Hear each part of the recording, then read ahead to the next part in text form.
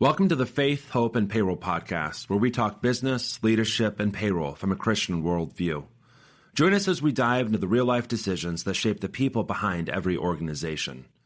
The world offers darkness. Journey with us as we seek the light of the world.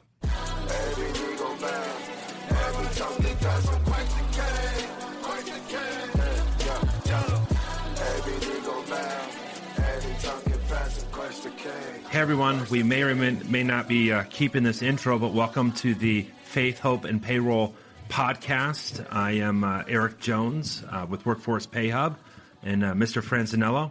Yep, I'm Dave Franzonello with Workforce PayHub as well. And we've got an exciting topic today. We're going to talk overtime and a couple things we've been seeing lately and over the last couple years, changes to the overtime, or proposed changes, I should say, to the overtime eligibility logic. So, Dave, why don't you give us the highlight? What is overtime and why does it even matter in the first place?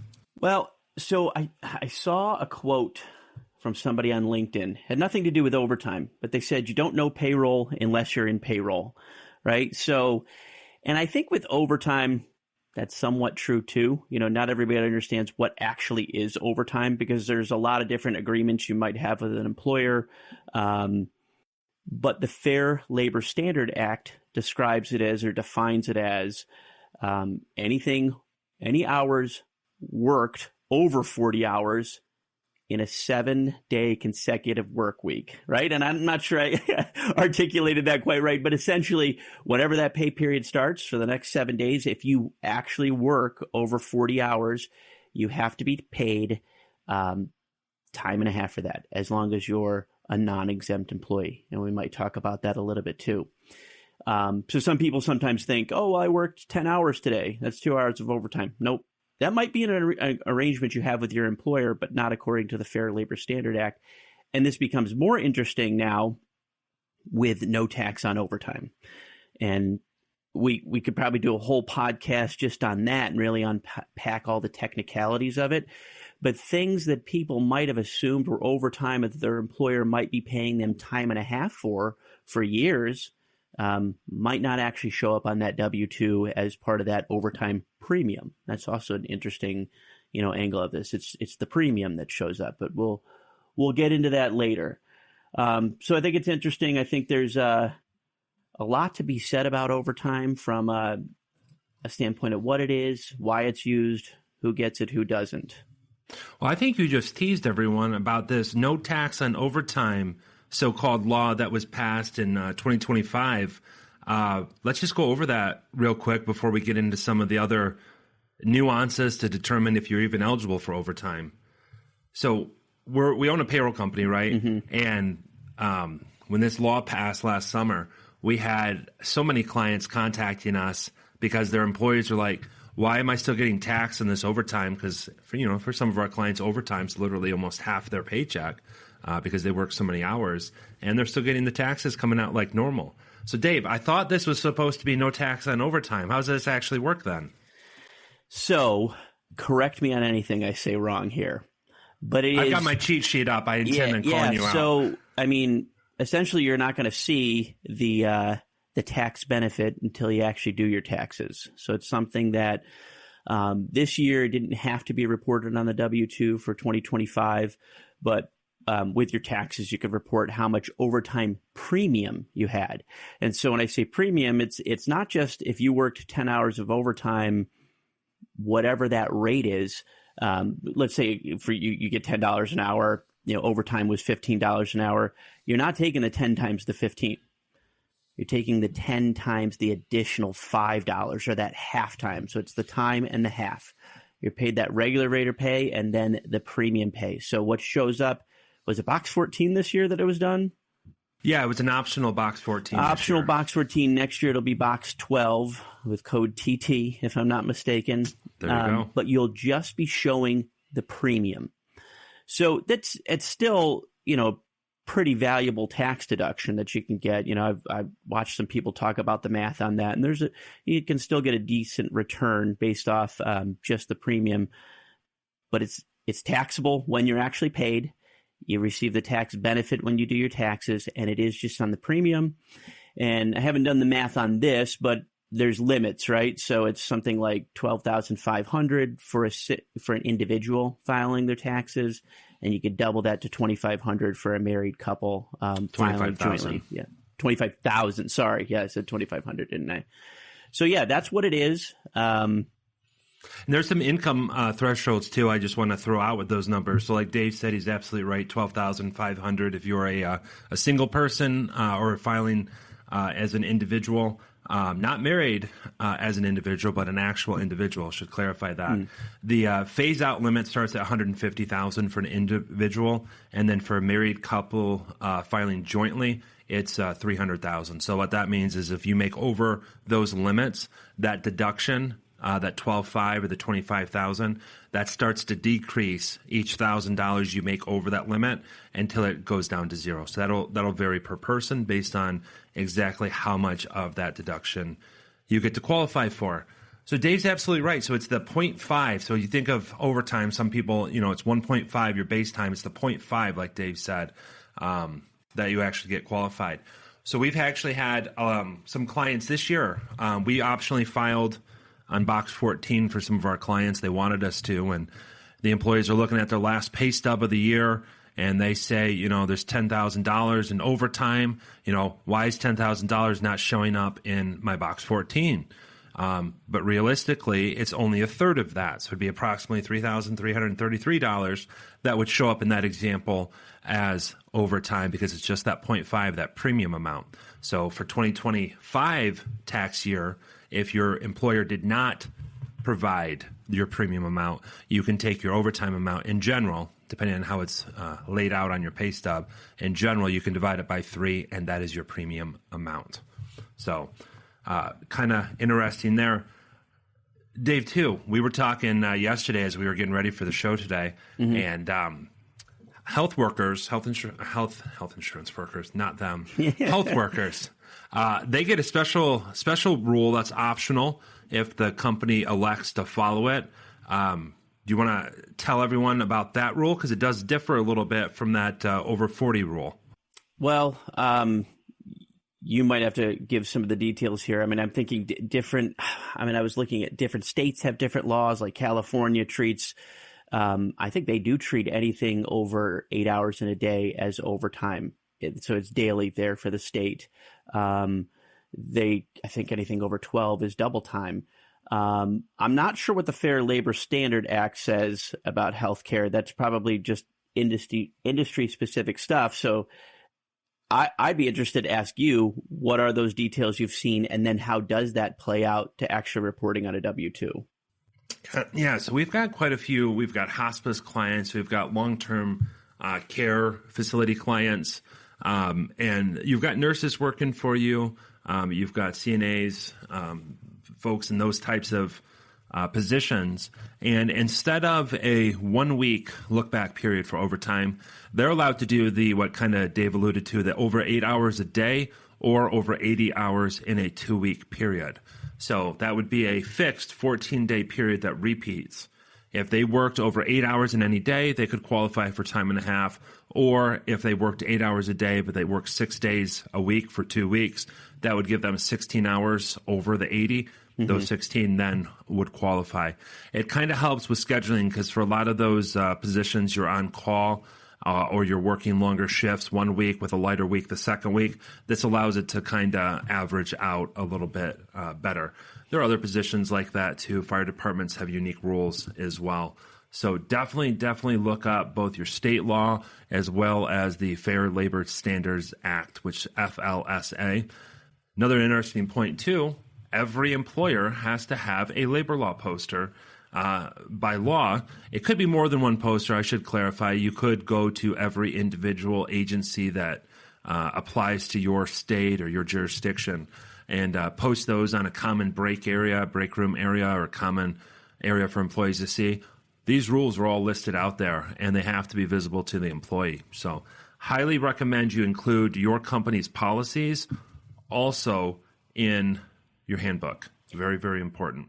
So speaking of company policies, or I guess first I'll say it's fair to say then, right, even with healthcare workers having that type of arrangement, that doesn't have any impact on their W-2 reporting because that's still just Fair Labor Standard Act. Nope. For as far as like the no tips on overtime, if that's what you're saying, you're absolutely right because it still follows the FLSA requirement. And so I think this may become, it already was probably confusing to employees, but it will be more so. So I worked for an organization, I've worked for a few, and they've handled overtime in different ways. But I've seen cases where an employer did choose to pay overtime to an employee who, let's say, took 1 day of PTO during a week, and let's say they worked 34 hours and took 8 hours of PTO. The employer chose to pay them 2 hours of overtime. They technically didn't work over 40 hours in that week, so they weren't owed, per the FLSA, 2 hours of overtime, but the company chose to. That won't be reported on a W-2 or shouldn't be reported on a W-2, and I think that will become confusing for employees because I worked through an acquisition where the new company decided not to pay those 2 hours of overtime. And that was very confusing and frustrating for employees, but they were following kind of the letter of the law of what they needed to do. No, you're absolutely right. Even with the payroll company's Workforce PayHub, kind of sponsoring this podcast, we don't do that per se. What Dave just described with the holiday, but there are a few holidays where I do ask a couple of employees to work for a few hours, 3 hours, just so we have some coverage, but. Most of the employees can have the day off just for a couple of holidays that aren't always recognized. And that's above and beyond the FLSA. So those overtime hours, to Dave's point, are not eligible for that no tax on overtime rule either. So it's very complicated. I've started talking to some of our clients about this. And this is 100% something you want to start to understand how your organization currently treats time off hours or more generous hours. For example, double time doesn't qualify for this as well. It's still at the 0.5 rate, not at the 1x rate for the amount over their first 1x. So Dave, too, excuse me, another item, little controversy that happened back in 2024. I'll take this one. I found it fascinating. What was happening was governmental agencies, when they're going to make a policy change, they have to submit information to the general public and allow for a comment period on whatever their proposed new regulations or changes to the rules are. So the Fair Labor Standards Act, Wage and Hour Division, did that in 2024, I believe it was, April 26th. I have it right in front of me. Long story short, they wanted to increase. So we were talking about overtime, but we haven't really gone into who's eligible for overtime per the Fair Labor Standard Act initially.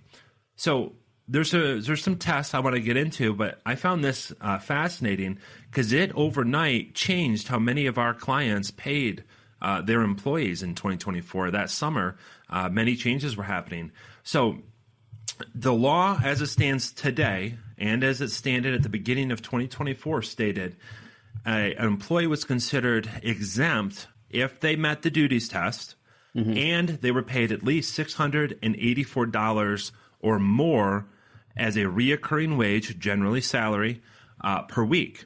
That equates to approximately $35,568 for the year. So let's just call it $36,000. So if they were paid at least $36,000 and met the duties test, you did not have to pay them overtime. They could be classified as exempt. Exempt means you're exempt from overtime. So it could save the company money, potentially cost the employee money for their extra time and effort they put into the organization. So there was a change proposed in 2024 that was going to raise that limit from $684.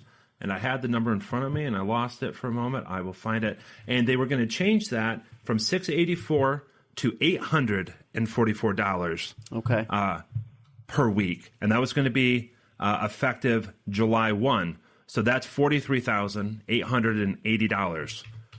And if I could do some quick math, we are a payroll company, that would be an increased salary of $8,312 just for the salaries test, even if their duties did not change. That same ruling, and they were doing it at a tiered approach, that same ruling was going to increase that salary requirement January 1st of 2025, this would have been last year, to $1,128 a week, wow, or $58,656, which is a large, over $20,000 increase from what it used to be. So there were some companies, some organizations that wanted to fight this because it was going to cost them a lot of money in overtime, or what many of my clients did was they actually raised their employees' wages for those people that were close to those amounts, somewhere in that $40,000 to $45,000 range. They bumped them up prematurely that summer, thinking this rule was going to play in. It turned out in Texas, I don't remember which jurisdiction, it was U.S. District Court for the Eastern District of Texas, vacated the department's ruling, and it's still actually in litigation right now. I'm not sure how it's going to change, but as of right now, nobody's really paying attention to it because there hasn't been much movement. So kind of interesting. It's interesting. And I'll tell you, it makes me think back to something, and we've talked about this before. I'm older than you, but not much. He's a different generation, I think. So yeah. So years ago, I worked as a manager of an auto parts store, and that $684 a week must have been much lower because I was a salaried employee, and it used to burn me up that my hourly people that worked under me, or there were managers that worked under me that were hourly, who would make more money than me working the same shifts. And I think I was making something like $27,000, $28,000 annually and never earning an extra dime. I actually remember the last day I worked there, it was a Sunday. I was starting a new job on a Monday, and I was thinking, I've already put in 60 plus hours this week. I'm not even working here tomorrow. Like, what am I doing? But that was definitely a demotivator for me to be a salary employee there. But yeah, it makes me wonder how has that stepped up over the years? Because that was 2006. Yes, yeah. It was a long time ago, but it must have been much lower at that point. If it's roughly $36,000 now, and I was making $27,000, $28,000 back then. Yeah. I don't know the answer to that. It's beyond my pay grade. Yeah. I would say too, from a faith perspective, from a Christ-centered, business owners, managers, we have a duty to treat our employees with dignity and respect, due their station as a child of God. So we can't abuse the fact that perhaps the law says, you can do this. Doesn't mean you should do this. Or it says you shouldn't do this, but is that really the right call either? I would urge you to kind of think and make sure what makes sense. You've got some companies, I'm not advocating necessarily for this either, you've got some companies that have decided to overpay their employees significantly on purpose, so they want quality, they don't want turnover, and they want a higher level of buy-in, especially when they're talking with customers and the end users, so that, theoretically, one ship, when the tide rises, all the ships rise with it, something like that. So, I don't know, something to think about there. Let's talk a little bit about the duties test, though, because this is interesting. I was just at a gala last night, and a buddy of mine was there that I didn't know was coming, and we had an opportunity. He's looking for a new job right now because of some mistreatment happening at his current place of employment. And he got a job offer from a similar company, different town, similar company. And I was asking my opinion on a couple of these items. What kind of struck him bad is the company originally posted it as an hourly position, which is fine. That's what he's used to getting paid in his profession. He's a civil engineer, so he does. He helps with like bridges. He helps with dams. He said he helps with things of that nature. Anyways, so he was going in for a hourly position, non-exempt position. They gave him his first offer. It was way under what he said he needed to be at. So he countered, and they countered back at a salary position at his exact amount he asked for. But he countered back. He said, I thought you said this was an hourly position. Why does this matter to him? It's the thing we're talking about, overtime. They told him in the interview that he was going to be working 3 to 5 hours of overtime every single week. So he was looking at that 3 to 5 times his time and a half rate, and he was looking at, okay, I'm going to make my base amount that I told them I had to make, and then that was working no overtime. If they expect me to put more effort in, I expect to be compensated for that extra effort. Well, no, they made it a salary position, for the exclusive reason that they could not pay him overtime, but still require that 43 to 45 hours a week in hours worked. So extra 3 to 5 hours in overtime. It's fascinating talking to him and his wife last night. But there are duties tests, Dave, that we can apply to these types of positions to say, okay, we're paying them more than that $36,000 number, but are they actually working in a role that could exempt them from overtime? Do you want to talk about those? The three main ones I wanted to talk about were the executive, administrative, and professional exemption. Those are the most common ones I think we come across. Yeah, and then I think the only other thing I'm aware of is how much independence they have, in completing their tasks. That's the other thing that I was aware of on the testing. Yeah. So for the executive exemption, you have to have a primary duty of managing a department or a sub-department in the organization, and then you have to also direct at least the work of 2 employees. So it's like, are you a single person doing your work, but they want to mark you a salary, but you don't have any managerial or decision-making responsibilities, like Dave was saying? You may not qualify for that executive exemption. You've got the administrative exemption, which is non-manual labor. We're always talking about non-manual labor. As soon as you have to roll your sleeves up and get your hands dirty with doing some physical work, and it's not just at a computer, 9.5 out of 10 times you're in a non-exempt position. Don't even have to think about it too much. So it's the general directly rated for management and general business operations of the employer, and their primary duty has to have a level of discretion around business decisions and a level of independence. So it kind of goes back to Dave said, you have to be able to make business decisions that could either cost the company money or potentially make the company money, but that decision has to be able to rest with you with very little oversight, if any. So that's the administrative exemption. And then the professional exemption, which, in my buddy's case from talking last night, could be why they were getting around the salary versus hourly position, because it's the professional exemption.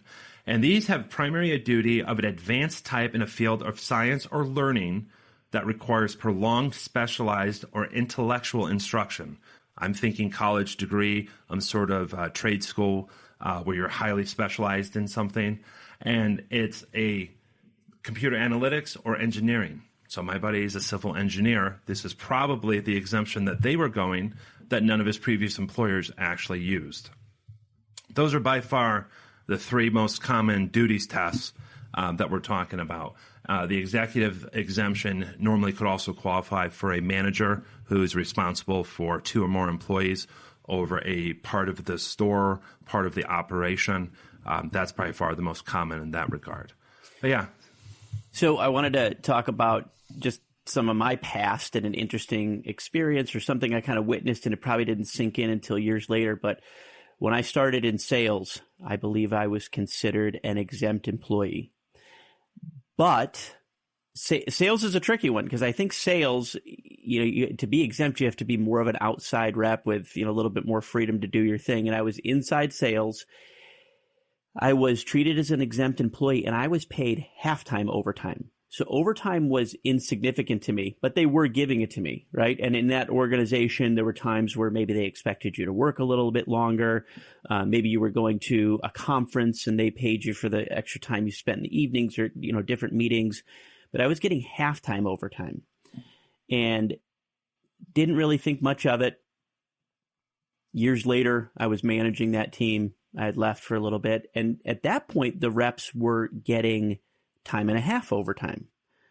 Actually, there's lots of stories that spin off of this. But the thing that I look back on now is one of my employees said to me at one point, he said, "So when are they doing that overtime true up again?" And I said, what do you mean? And I think it might have been in the time period I was going. I said, well, they gave us that extra money for the overtime true up. And I think they must have gotten caught at some point saying, these aren't exempt employees. These are non-exempt. You have to pay them time and a half. And I think they had to go back and pay employees the difference. I didn't benefit from that because I think I had left and come back, and now as a manager, I was in a truly exempt position. But looking back, I'm fairly certain that's what happened, because as a rep, I was paid half-time overtime. My reps, once I came back and managed that team were paid time and a half, and one of them had said they went through some sort of overtime true-up. So that sort of stuff can happen. You got to make sure you are classifying people correctly. Oh, absolutely. Dave's absolutely right.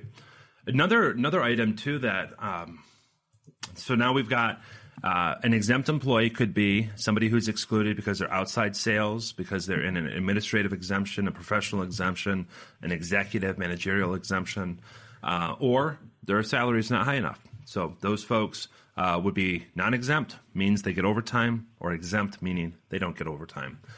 But let's assume we've got a non-exempt worker now who gets a shift differential, which is very common. So they could be getting, what do I mean by shift differential?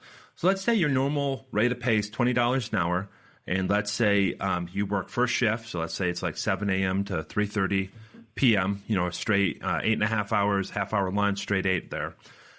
Let's say they have you work second shift or maybe a third shift one day that week, and they ask you to work a few more hours throughout the week as well, so you have overtime. So my example here, as there's a $6 premium for working second shift at this place of employment.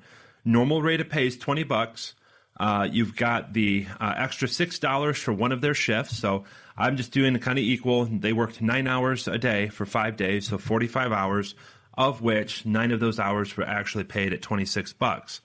Dave, right off the top of your head, overtime rate's $10, right? An extra $10 an hour. Well, right. Well, hold on. Are you trying to trick me here?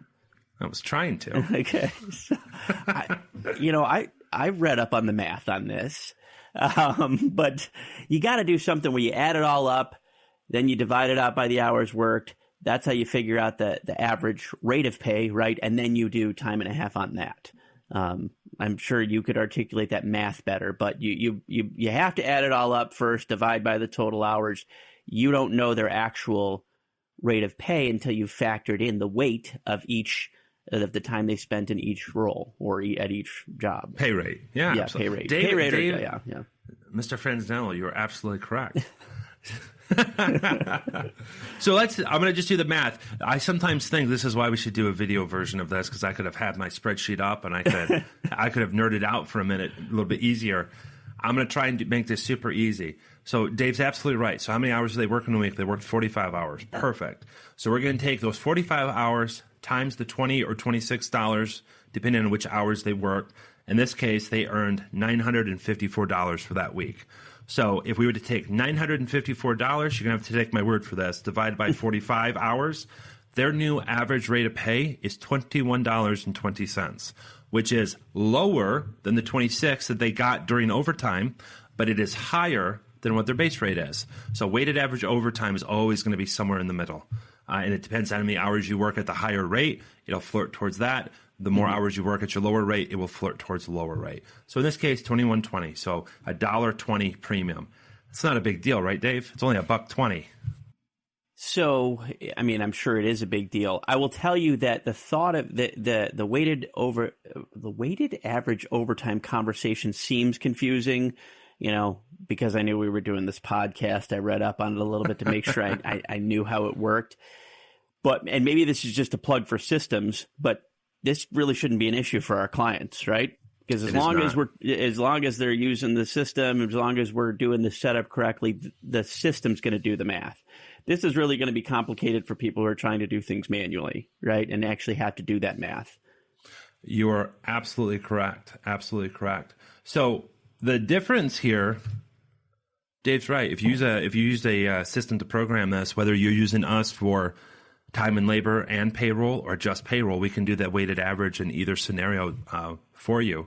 But the pay difference here, with my differential, the example I gave you there, if you were to pay them using the normal $10 overtime premium rate, they would have gotten $1,004.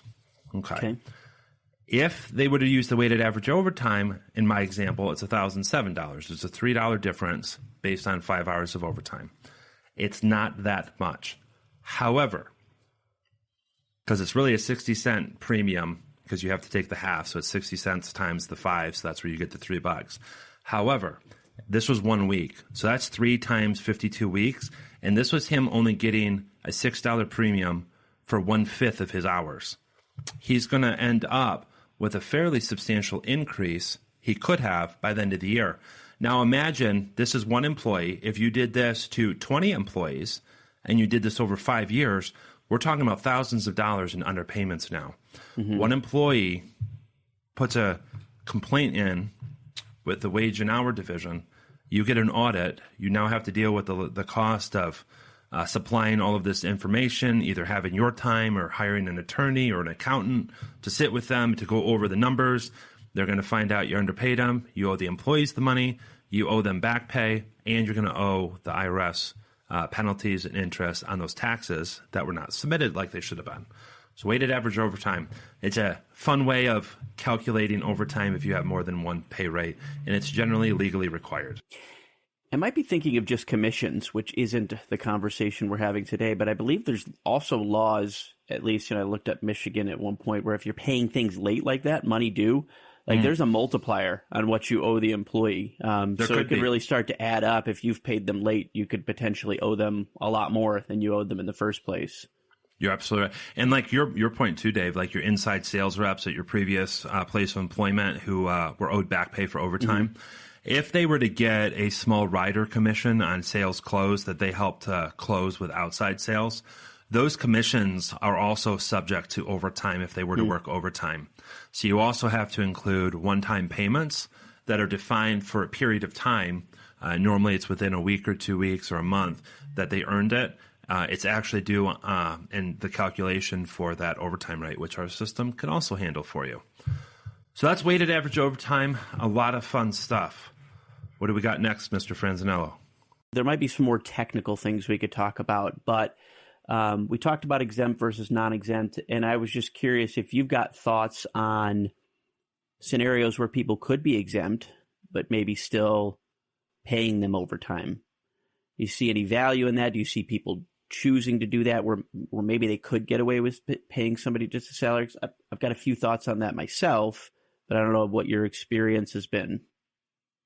So I think there's a sales tactic, right? Because you're trying to sell your company to a future employee. Like, come work for us. The grass is greener over here, I promise, and it's greener in these ways. So there could be, in like my buddy's example, he would actually be tickled if he would be paid salaried, non-exempt, which is an actual rule. It's where a company voluntarily chooses to pay them, even if, let's say, they only worked 35 hours that week. They're still going to pay him as if he worked 40. But now let's say the next week he worked 45. They're going to pay him his normal 40 plus the 5 hours of overtime.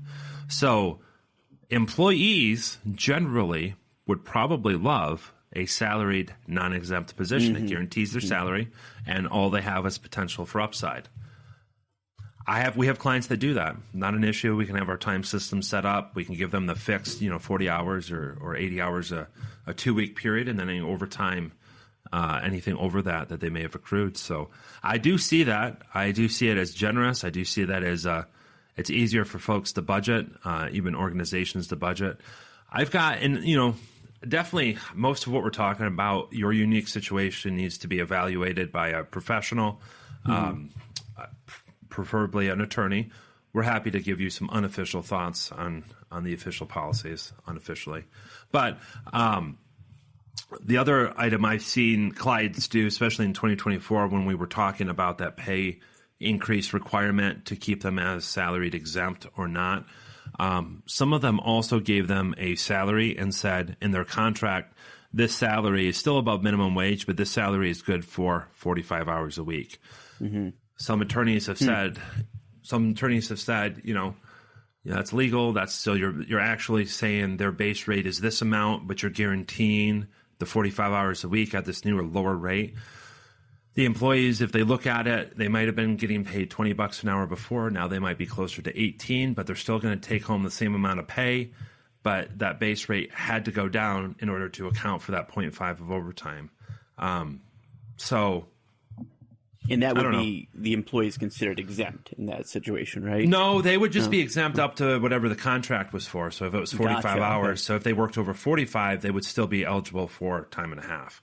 Yeah. So I've had one attorney say yes. I had one attorney say that's no. So again, get legal counsel. But we had a couple of clients do it, and we are mechanical processors, and we will do whatever you ask us to do.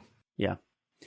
I just see, I've been in a few different roles or seen a different roles where they were, I think, not exempt, but I saw the value of, I guess it needed to be done this anyway, but seasonal businesses, not necessarily seasonal, but businesses that see a spike during a certain season. So I worked in technical support or just working in payroll for years. I've seen the support staff, the customer service staff, anybody handling taxes work a lot more during the busy season.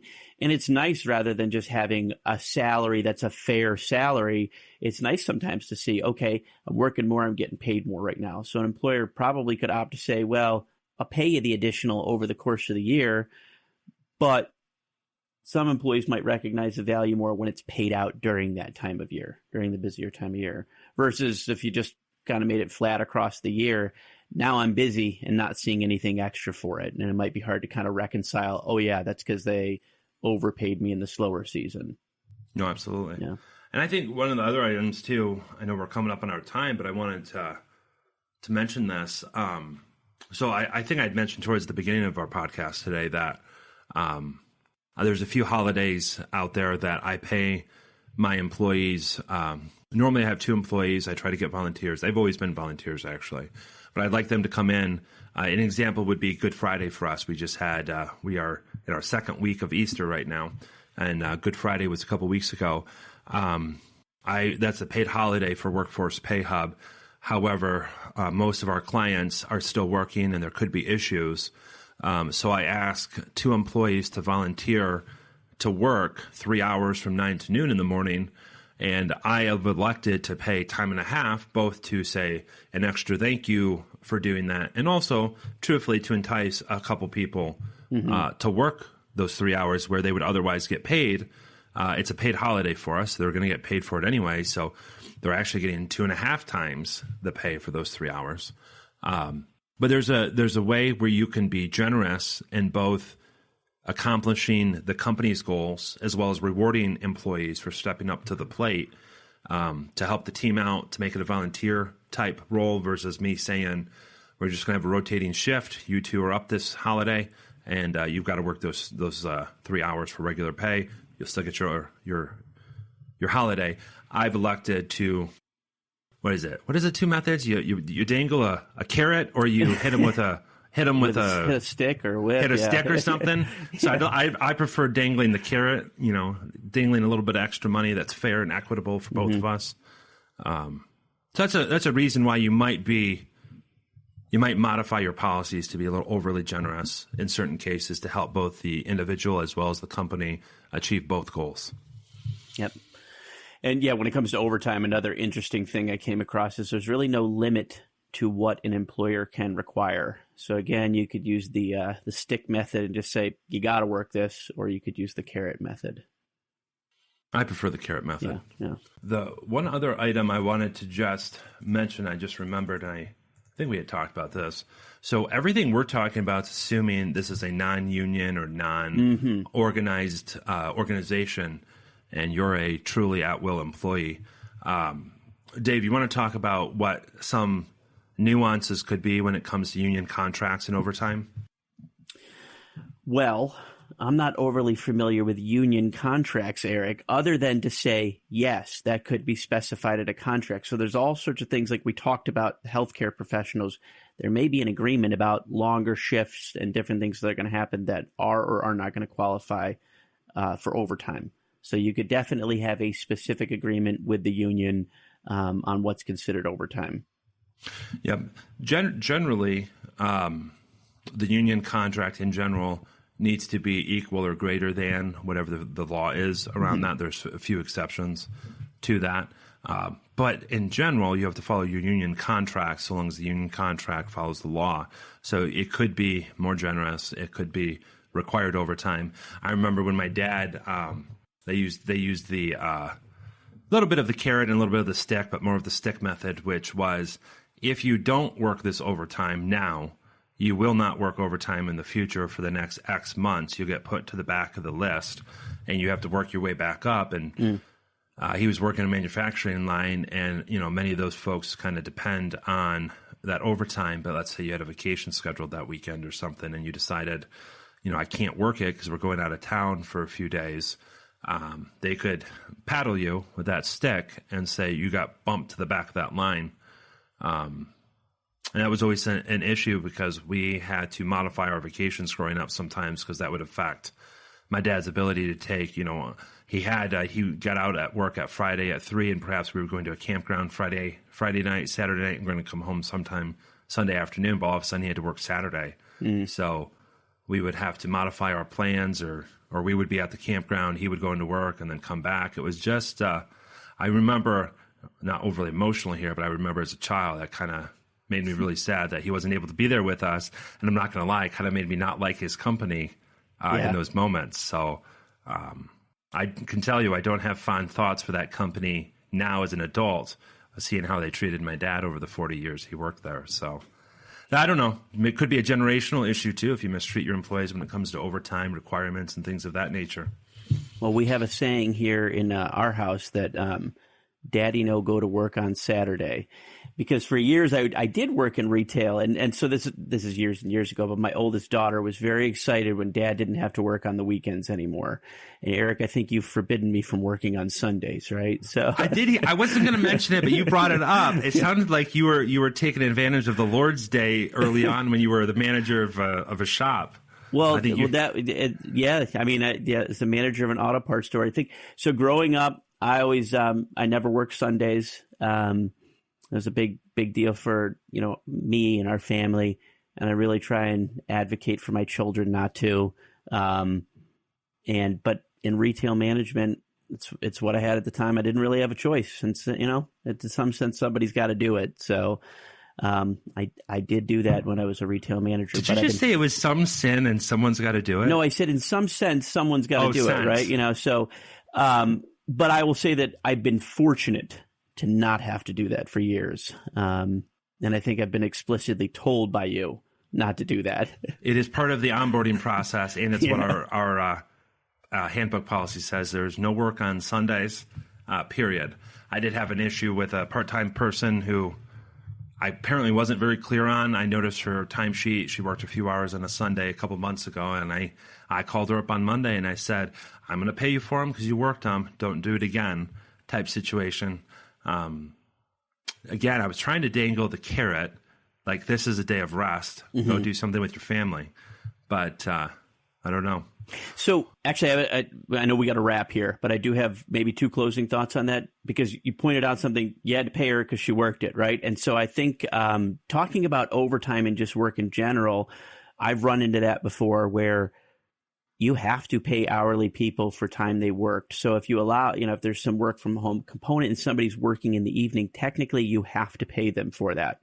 So that's something that I've seen employers, I guess, get stuck with, and you got to be very clear about that. Or the other thing where I mentioned, my staff was being paid time and a half for overtime sales reps. There's actually a whole nother story there about some changes they tried to make, but it actually blindsided the acquiring company when we went to a conference because a lot more hours were spent at meetings and things in a typical work week. And I actually outlined to the HR team, I said, here are things historically the staff has been paid for this type of event, for this type of travel time above normal travel time. I outlined it all to them. They said, yep, no problem, until payroll hit. And then they said, whoa, we had no idea. We didn't think about that overtime expense. So those are things an organization needs to think about. Absolutely. Well, hopefully we gave you some information, some personal stories, some practical applications from our clients and Dave's many, many more years than I experienced in payroll. If this is something that you want to chat about, or you're looking for some sort of automated solution, especially, check us out at workforcepayup.com. We may be cutting this too. Dave wants to get fancy with our closing, but we'll see if this stays or not, right? Yep. So Ta-ta for now, Mr. All right. Thanks, Franzonello. everybody. Thanks for listening. Twice